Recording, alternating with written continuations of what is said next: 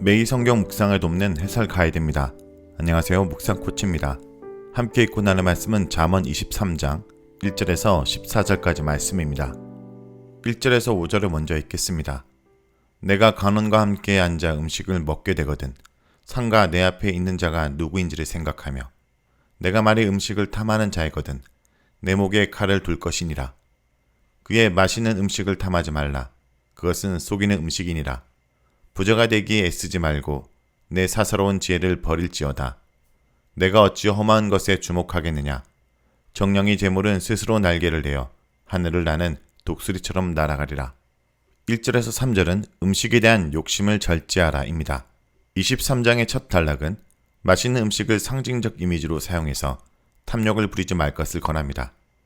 1절은 한 가지 특수한 상황을 상정합니다. 간원과 함께 음식을 먹는 경우입니다. 여기서 간원이란 다스리는 자로 정치적, 행정적 권세를 행사하는 사람입니다. 즉 자신보다 더 큰 권세를 지닌 사람과 식사 자리에 동석한 경우 우리는 맛있는 음식에 관심을 기울이면 안 되고 그 사람에게 관심을 기울여야 합니다. 2절은 한 걸음 더 나아갑니다. 만일 내가 음식을 탐하는 사람이라면 정말 조심해야 된다라고 경고합니다. 그것은 하나의 비유로서 내가 연약하고 민감하고 넘어지기 쉬운 영역이 있다면 그것에 관해서는 더욱 과한 욕심을 부리지 않기 위해 주의해야 한다는 것입니다. 본문은 목에 칼을 두라라고까지 말합니다. 욕심을 내는 것은 반드시 절제해야 된다는 의미입니다. 여기서 목은 탐욕을 가리킵니다. 본문에서 사용하는 탐하는 것의 원어가 네벳시인데 이 단어는 동시에 목을 가리키기도 합니다. 따라서 본절의 의미는 탐욕을 부리고 싶어하는 마음, 그것의 칼을 겨눠라 라고 해석할 수 있습니다. 3절은 연이어서 음식을 탐하면 안 되는 이유를 설명합니다.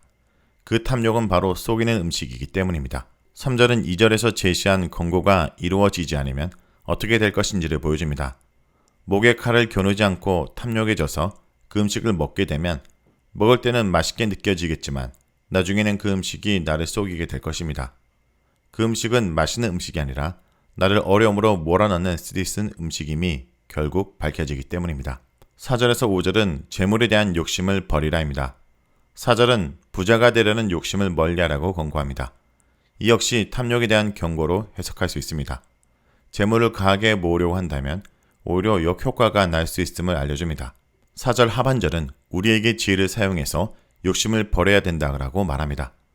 개역개정에 내 사사로운 지혜를 버릴지어다 보다는 내 지혜를 사용하여 욕심을 멈추라고 해석하는 것이 더 적절합니다. 5절은 재물의 탐욕을 부리면 안 되는 이유를 설명합니다. 우리가 재물에 눈길을 주는 순간 그 재물은 없어집니다. 재물에 독수리와 같은 날개가 생겨서 하늘로 날아가고 만다는 것입니다. 이건 역시 하나의 비유입니다. 우리가 욕심을 내는 순간 그 재물을 갖지 못하게 된다는 것을 비유를 통해 전달하는 것입니다. 재물은 그 자체로 절대적인 가치를 지니지 못합니다. 바른 관점과 태도로 재물을 대해야 그 재물을 소유할 수 있고 수용할 수도 있습니다. 하나님을 경외하는 신앙적 관점으로 재물을 관리하지 않는다면 재물은 어느 순간 없어지고 맙니다.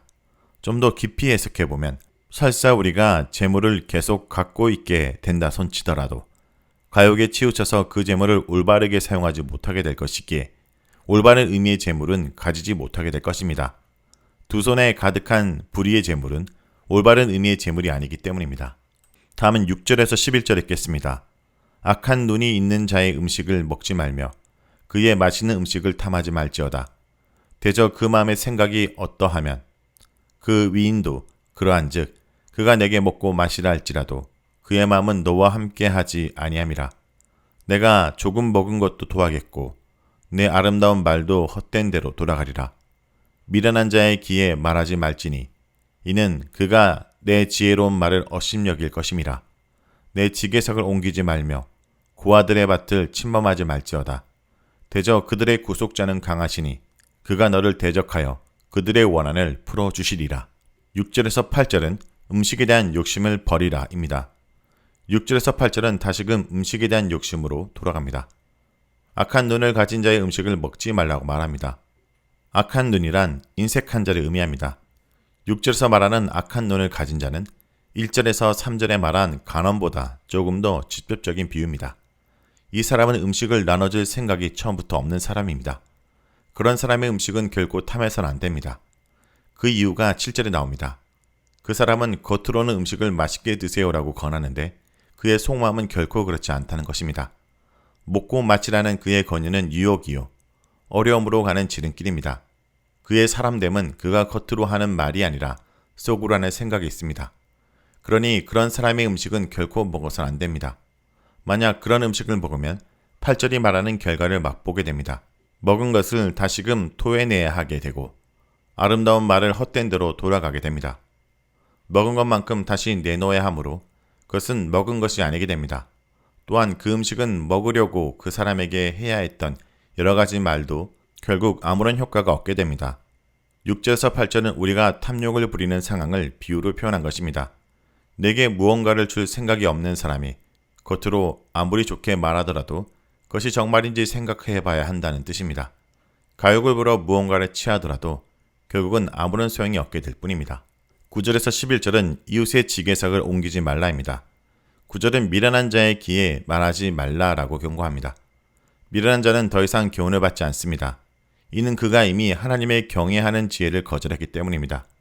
지혜로운 자는 더 지혜로워지고 미련한 자는 더 미련해지기 마련입니다. 그렇다면 어떻게 지혜롭게 살 수 있는가? 하나님을 경외하는 관점에서 살아야 합니다. 탐욕을 버리고 하나님을 높이기 위해 살아야 합니다. 그 한 예가 10절에 나옵니다. 10절은 선조가 세운 이웃의 지게석을 옮기지 말고 고아들의 밭을 침범하지 말라라고 얘기합니다. 이건 역시 탐욕에 대한 경고입니다. 이웃의 지게석을 옮기는 것은 내 땅을 넓히고 싶은 욕심 때문에 하나님께서 이웃에게 주신 땅을 침범하는 행위입니다. 고아들의 밭을 침범하는 것은 부모를 잃어 자신들의 땅을 보호할 힘이 없는 아이들의 땅을 빼앗는 악한 행위입니다. 탐욕으로 인해 다른 사람에게 불의와 악을 행하는 경우를 말하는 것입니다. 이런 행위를 하면 안 되는 이유가 11절에 등장합니다. 탐욕으로 다른 사람의 것을 빼앗으면 하나님께서 그들의 구속자가 되어 주십니다. 그래서 그들을 위해 변호해 주실 것이고 결국 그들이 빼앗긴 것을 되찾아 주실 것입니다. 다음은 12절에서 14절 읽겠습니다. 훈계에 착심하며 지식의 말씀에 귀를 기울이라. 아이를 훈계하지 아니하려고 하지 말라. 채찍으로 그를 때릴지라도 그가 죽지 아니하리라. 내가 그를 채찍으로 때리면 그의 영혼을 스올에서 구원하리라. 12절에서 14절은 자녀에 대한 훈계입니다. 본단락의 마지막 구절은 자녀에게 주는 훈계에 대한 말씀입니다. 여기서 훈계란 단순히 누군가를 야단치는 것이 아닙니다. 훈계란 어떤 목표를 가지고 누군가를 훈육하는 것을 말합니다. 잘못된 것은 잘못되었다 말해주고 바르게 지도하는 것입니다. 12절은 잠언 독자들에게 이런 훈계를 마음에 두어야 한다라고 가르칩니다. 그런 후 13절에서는 이 훈계를 자녀들에게도 전달해 주어야 한다라고 말합니다. 잠언을 통해 배운 교훈을 자신에게 엄격하게 적용해야 하며 그것을 통해 자녀들에게도 가르치라는 것입니다. 자녀를 훈계할 때 채찍으로 때려도 그가 죽지 않을 것이라고 말합니다.